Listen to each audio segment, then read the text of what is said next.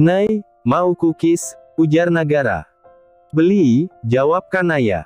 Dua pasang suami istri itu kini tengah duduk berdampingan. Kanaya sedang membuka aplikasi e-commerce, melihat-lihat baju untuk bayi. Padahal lahirannya juga masih lama, kandungannya masih berjalan di trimester pertama. Namun, perutnya sudah sedikit terlihat menonjol. Kadang kalau melihat, rasanya Nagara gemas ingin meremasnya. Hingga tangannya hanya bisa meremas udara sebab Kanaya dengan kesalnya berkata, "Emangnya squishy?"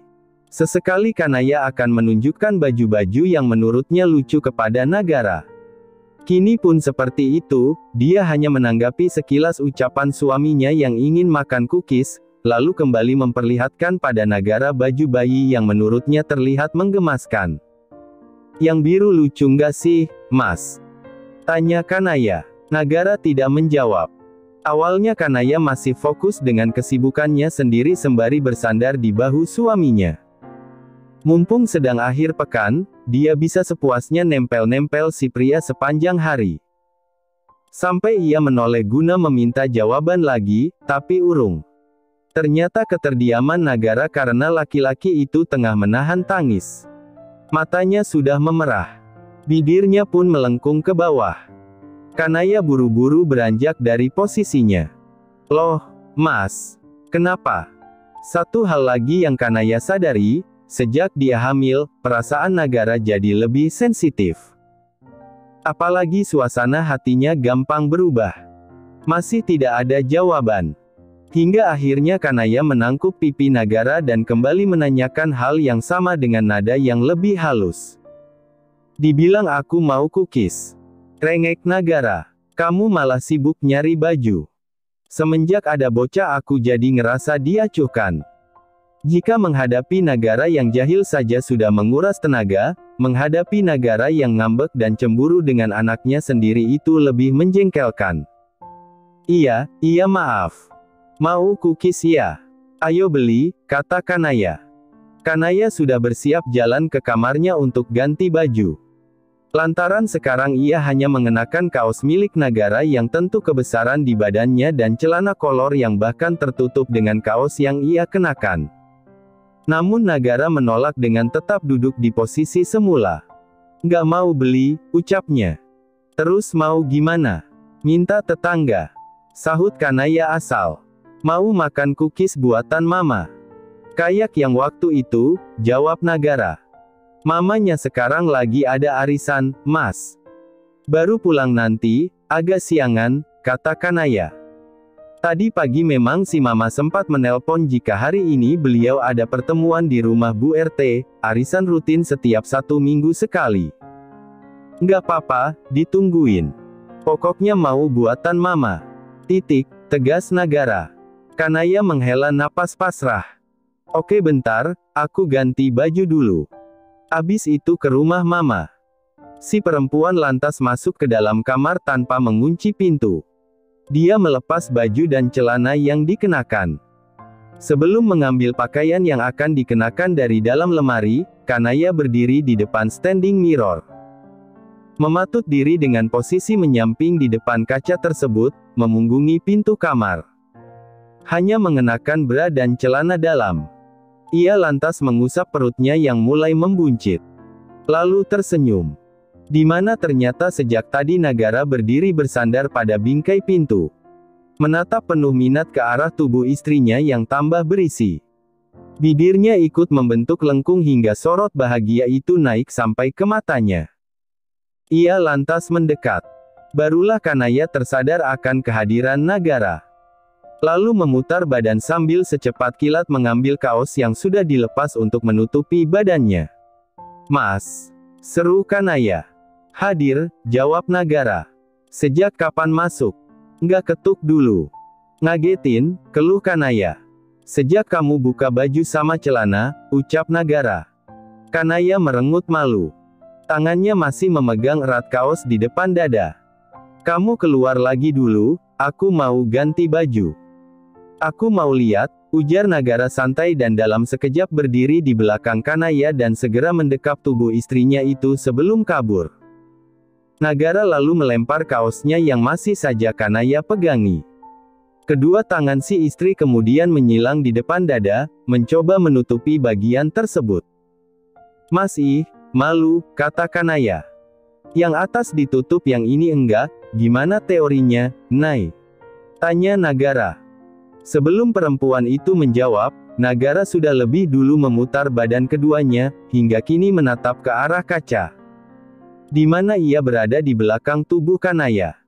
Tangan Nagara lalu membingkai perut istrinya. "Aku jadi tambah gendutan ya, Mas." Bajunya juga mulai pada nggak muat. Kebanyakan baju yang Kanaya punya itu yang pas badan, jadi sekalinya badan dia gendutan rasanya kalau dipakai sesak. Kalau tidak ya hoodie yang ukurannya oversize. Tapi masa dia kemana-mana pakai hoodie, apalagi siang-siang seperti ini lagi panas-panasnya. Jadi akhir-akhir ini dia suka pakai baju milik Nagara. "Abis dari rumah mama, nanti beli. Sekarang pakai kemeja punya Mas dulu. Yang warna biru muda, yang pernah kamu pakai juga," saran Nagara. Mendengar Nagara lagi-lagi memanggil dirinya sendiri dengan sebutan Mas membuat Kanaya salah tingkah. Kesannya seperti lembut sekali. Dia sampai tidak berhenti cengar-cengir. Membuat Nagara menggelitik perut Kanaya karena makin gemas dan dihadiahi geplakaan di lengan. Lantas mengambilkan kemeja yang dimaksud. Tidak lupa celana kulot dengan pinggang bahan karet milik gadis itu. Untung kebanyakan celana Kanaya gombrong. "Mau yang jeans, Mas?" protes Kanaya. "Kenapa enggak ini?" Nagara menjembreng celana yang diambilkannya. Kanaya menggeleng. "Nggak mau." Akhirnya Nagara menurut. Dia lantas berjongkok di hadapan Kanaya dengan membukakan kancing celana dan mengarahkan kaki Kanaya untuk masuk ke lubang celana bagian kanan. Persis seperti sedang memakaikan celana anak kecil. "Aku bisa sendiri tahu," protes Kanaya. "Nggak ada yang bilang nggak bisa. Aku cuman bantuin," jawab Nagara. Selesai dengan celana, Nagara juga memakaikan kemejanya ke badan Kanaya. Lalu mengancingkannya sampai ke atas. Kanaya kira sudah selesai, tetapi ternyata Nagara kembali menekuk kakinya dan kini wajahnya tepat berada di depan perut Kanaya. Ia lalu mengecup perut istrinya 3 kali dan dielus pelan. Ini setiap hari sepertinya kalau belum membuat Kanaya salah tingkah dan baper dengan perbuatannya, Nagara bisa tipes. Alias sudah menjadi kegiatan rutin baginya melihat pipi Kanaya merona dengan segala perilakunya. "Dek, sehat-sehat ya di perut mama. Papa belum bisa berkunjung. Kata dokter belum boleh. Nanti kalau udah boleh, Papa sering-sering nemuin adek kok." "Janji," ujar Nagara. Kanaya menjambak rambut Nagara keras, sampai suaminya itu meringis dan meminta ampun. Sebab Kanaya tahu maksud kalimat yang Nagara ucapkan barusan. Memang siklusnya seperti itu, baru saja baper dan salting, tiba-tiba jadi kesal karena celetukan dan kejahilan suaminya. "Yang bener kalau ngomong sama anaknya," tegur Kanaya. "Udah bener, Yang." Kanaya terdiam dengan sebutan Nagara untuknya. Hingga laki-laki itu beranjak dan mengecup pipi Kanaya singkat. "Nah kan salting lagi. Bakat terpendam Kanaya .2 gampang salting," godanya lagi. "Aku nggak jadi nganterin ke rumah mama ya, Mas," seru Kanaya. Nagara buru-buru mencegah Kanaya yang melenggang pergi dan meraih pergelangan tangan perempuan itu. "Jangan dong, Nay. Kamu kesana sendiri aja gih," kata Kanaya. "Nanti dikira marahan," balas Nagara. "Emang lagi marahan? Aku marah soalnya Mas suka godain mulu," ujar Kanaya. "Mas kan bercanda, Nay Nui," rayu Nagara. Makin ingin marah, kok malah Nagara makin bikin salah tingkah. "Apalagi coba itu, Nay Nui. Tolong teguhkanlah hati Kanaya. Malas banget kalau dia mendadak lulu perkara dipanggil seperti itu. Pulangnya beli permen kapas juga," tawarkan Nagara. Kanaya lalu tersenyum lebar. "Mau 5? 1. Nggak boleh banyak-banyak," tegas Nagara. "Kamu mendadak miskinkah, kalau aku beli 5? Tanya Kanaya. Sembarangan. Nagara mengapit kedua pipi Kanaya dengan tangannya hingga membuat bibir gadis itu mengerucut ke depan. Nggak sehat. Tapi aku lagi mau makan yang manis-manis, mau banyak rengek Kanaya. Makan aku, canda Nagara. Kanaya pura-pura tidak dengar dan menurut untuk membeli satu permen kapas. Betul saja, saat mereka sampai di kediaman orang tua, si mama belum pulang. Berdasarkan yang beliau katakan lewat chat, masih sekitar 1 jam lagi acaranya bubar. Padahal ya kegiatannya tidak begitu penting. Bukan maksud Kanaya julid, palingan juga ibu-ibu itu hanya bergosip. Arisan hanya kedok belaka agar perkumpulan mereka tidak digrebek bapak-bapak yang lelah dengan kegiatan rutin para ibu rumah tangga, gosip. Nah, niatnya keduanya mau duduk-duduk saja di ruang tengah. Papanya jelas saat ini masih berkutat dengan urusan kantor. Masih bekerja. Baru saja pantat Kanaya menempel di permukaan sofa, mamanya kembali mengabari jika bahan untuk membuat cookies sudah menipis. Mereka mesti pergi membeli, agar ketika mamanya pulang, bisa langsung mulai baking. Jadilah di sini Kanaya sekarang, supermarket dekat rumah orang tuanya. Memegang ponsel yang menampilkan room chatnya bersama sang mama yang mencantumkan apa-apa saja yang mesti dibeli. Tugasnya membacakan bahan tersebut dan Nagara yang mengambil di rak pun mendorong troli. Choco chipsnya, Mas, kata Kanaya. Berapa? Tanya Nagara. Kata mama terserah. Kalau suka choco chipsnya banyak, ya beli banyak, jawab Kanaya. Nagara baru saja akan bertanya banyaknya itu seberapa, ketika ia menoleh dan malah gagal fokus dengan seorang perempuan yang tengah berjalan ke arah mereka dengan senyum ramah. Seolah ia menghampiri Nagara untuk menyapa. Masalahnya, Nagara tidak mengenali wajah perempuan tersebut. Hingga Kanaya juga ikut menoleh saat si perempuan tersebut sudah berdiri di sebelah istrinya.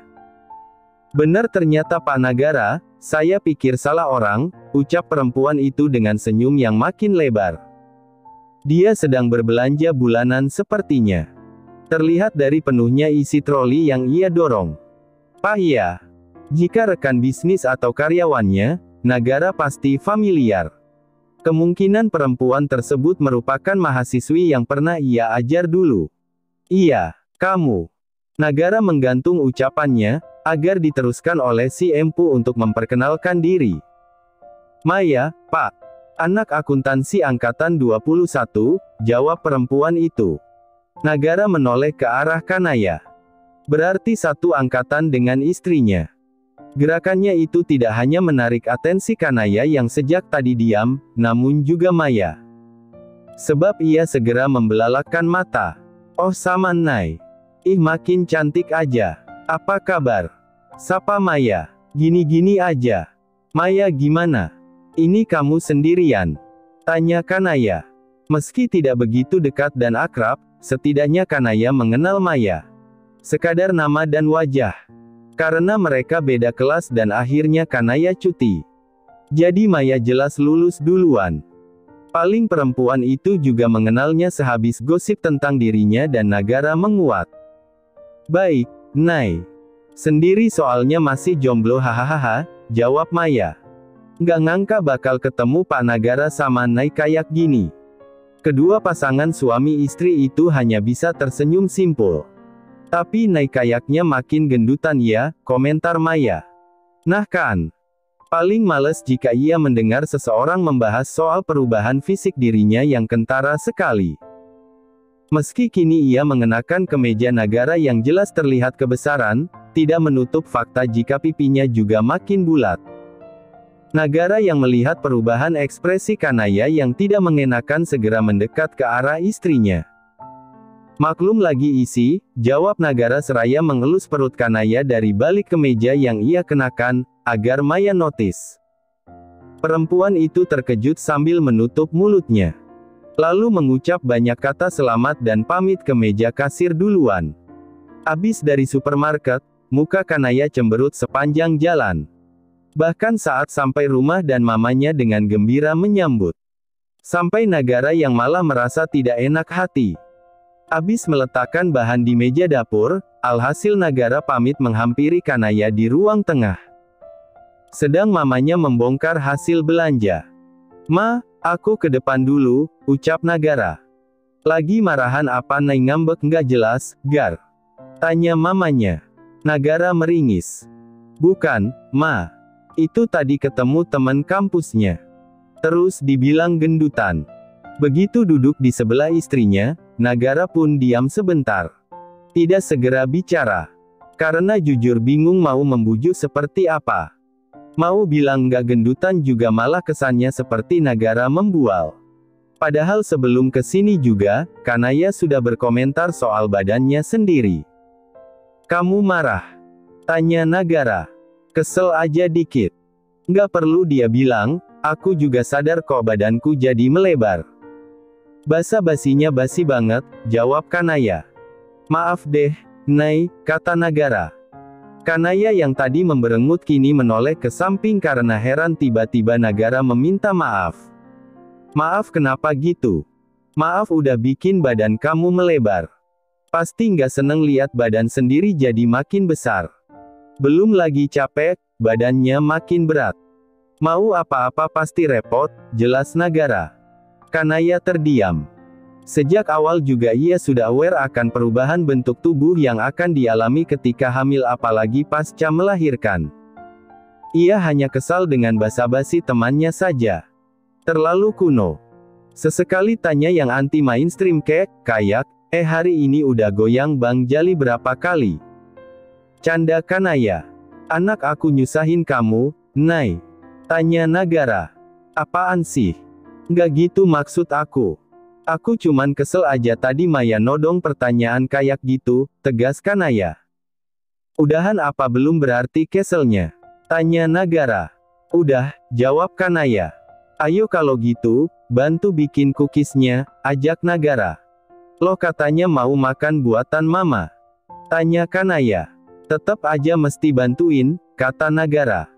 Nagara meraih tangan Kanaya dan ditarik agar segera beranjak. Begitu mereka sampai dapur, mamanya mengerutkan dahi heran. Sedang tangannya sibuk menakar tepung di atas timbangan digital. "Ngapain, Nai?" tanya mamanya. "Mau bantuin, Ma," jawab Nagara. Mamanya lantas tertawa. "Jatah Nai bantuin tuh nanti, Gar. Tugasnya nyetak adonan keloyang. Yang gampang-gampang aja. Mama trauma. Bukan sekali dua kali Kanaya bantu masak atau bikin kue. Dan hasilnya ada aja piring atau mangkok yang pecah. Hah. Terus kalau biasa bilang bantuin mama baking itu. Job desk kamu begitu, Nai?" tanya Nagara menahan gelak tawa. NGGAKUSAH ketawa. Kanaya mendelik. "Aku males. Mau nunggu di depan aja. Baru juga setengah hari berjalan, sudah banyak saja hal yang membuat Kanaya bete." Dia lantas duduk-duduk di sofa. Lama-lama mengantuk. Namun posisinya masih duduk. Akhirnya ia menutup matanya, bersandar di sofa dan kepalanya mendongak ke atas. Nagara yang baru saja selesai membantu dan membawa cookies yang masih panas, niatnya ingin menyuruh Kanaya nyicip, malah dibuat geleng-geleng kepala. Dia meletakkan makanan yang dibawanya ke atas meja. "Tidur, Gar?" tanya mamanya. "Iya, Ma," jawab Nagara. "Pindah ke kamarnya aja. Nggak dikunci kok," saran mamanya. Nagara menurut dan membopong badan tersebut ke lantai atas. Lalu membuka pintu kamar dekat tangga. Abis merabahkan badan Kanaya ke kasur, Nagara ikut berbaring di sebelahnya. Kini kasur di kamar Kanaya sudah diganti untuk ukuran 2 orang. Jadi sudah tidak sempit lagi. Namun masih bisa dihitung jari, perempuan itu menginap di rumah orang tuanya pasca kejadian di mana ia ketakutan setengah mati dengan hantu dari kamar tamu itu. Jarinya bergerak membuka satu kancing teratas Kanaya. Hanya agar leher perempuan itu sedikit lega. Ia lantas dikejutkan dengan suara pesan masuk dari ponselnya. "Hai Dan, bro, mau pesen desain cincin buat nikahan. Nagara, udah ada tanggal." "Hai Dan, ada. Dibilang 3 bulan lagi." Tanggal 6 Juni. Nagara, buset, mesti pas-pasan sama ultah lo gitu. Hai Dan, kebetulan. Tadinya mau pas tanggal kita jadian. Tapi kan jadiannya bulan Desember ya. Namanya gue cari mati, makin lama nunggunya. Nagara, gue kirim nomor dia deh, lo ngobrol aja sama dia mau gimana. Hai Dan, okeng. BTW nikah enak nggak? Nagara, enak apanya? Lo pikir makan bakso aci bisa direview enak apa enggaknya? Hai Dan, bukan gitu. Tahu dah. Tapi abis nikah, gue pikir Hera masih mau kerjakan. Ternyata dia bilang, Om keberatan nggak kalau aku jadi trophy wife? Anjir. Dia kan ambisius banget, nggak ngangka gue. Hai Dan, alo soal anak juga sedikasihnya sama yang atas. Dia nggak ada keinginan buat nunda apa gimana. Begitupun gue. Nagara, wah padahal gue mau ngado kondom 1 box buat nikahan lo. Hai Dan, bangsat. Gue lagi cerita HARUU. Nagara terkekeh dengan balasan yang Hai Dan berikan. Hingga kedua bahunya bergetar. Dan membuat Kanaya terbangun karena merasa terganggu. Kebangun, Nay. Aku berisik. Tanya Nagara. Kanaya bergumam tidak jelas. Lalu menggeser badan dan kini menenggelamkan wajahnya di dada Nagara yang sejak tadi tidur dengan posisi menyamping. Kamu bau coklat, gumam Kanaya. Iya, kan abis bikin kue. Udah jadi, mau makan? Tanya Nagara. Mau pulang? Mau tidur di rumah, jawab Kanaya. Aku pikir mau sekalian nginep, kata Nagara. Ibu hamil rentan terhadap jump scare, Mas. Kamu mau aku yang parno ini kenapa-napa? Tanya Kanaya. Nggak gitu dong, Nay, bela Nagara. Lagian kamu udah bilang mau ajak beli baju sama permen kapas, abis pulang dari sini, ingat Kanaya? Hadeh, masih aja inget permen kapas. Padahal nyawanya juga belum kekumpul 100%. Pulangnya setelah makan 1 bungkus permen kapas, sedangkan Nagara makan cookies dengan hikmat. Perempuan itu tiba-tiba berceletuk. Mas, aku pingin ngoplos. Uhuk-uhuk. Nagara tersedak dan dengan cepat menoleh ke arah Kanaya. Sprite sama Yakult, jelas Kanaya. Nggak ada, kata Nagara. Ada di kulkas, bantah Kanaya. Nggak ada yang begitu maksudnya, Nay. Nggak boleh ngoplos, tegas Nagara. Nagara jadi menyesal mengenalkan istrinya pada penemuan aneh dari Hai Dan. Tapi mau. Dikit aja, rengek Kanaya. Red. Yang terakhir saja perempuan itu sampai habis bergelas-gelas. Padahal bilangnya juga sedikit. Oke, mulai besok Nagara akan menguras habis stok minuman bersoda di kulkas mereka. Tetap nggak boleh. Nggak sehat, kata Nagara. Bukan mau aku. Maunya adek, ujar Kanaya sambil menunjuk perutnya sendiri dengan bibir mencebik ke bawah. Kalau sudah bisa keluar dan bicara, sepertinya bayinya akan mengeluh, hadeh, gue terus dijadiin kambing hitam. Nagara bimbang. Namun membiarkan Kanaya minum seperti itu dengan keadaan sekarang, jelas akan membuat dirinya khawatir. Nggak boleh, Nay, tegas Nagara. Kanaya lantas beranjak karena merasa kesal keinginannya tidak dipenuhi. Kamu mau bolehin aku minum atau tidur di luar malam ini? Dulu menurut Nagara, para suami yang merasa kalimat seperti itu keluar dari mulut para istri dan mereka ketakutan adalah hal paling konyol yang pernah Nagara tahu. Kayak, kalau tidak diperbolehkan tidur di dalam kamar, ya sudah, tidur di kamar tamu atau sofa ruang tengah.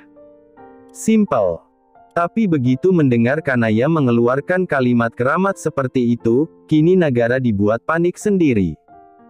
Jangan gitu dong, Nay, rayu Nagara.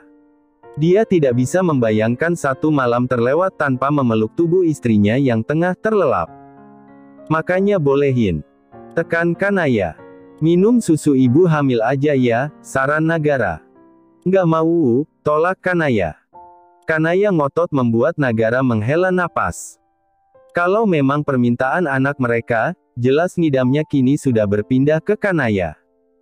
Pilih, Mas, desak Kanaya. Oke, aku tidur di luar, pasrah Nagara. Dan membuat Kanaya berlalu cepat ke arah kamar mereka. Lalu menutupnya keras dan dikunci dari dalam. Jangan lupa baca doa sebelum tidur, Nay, ingat Nagara sambil berdiri di depan pintu kamar. Terima kasih sudah menonton, guys.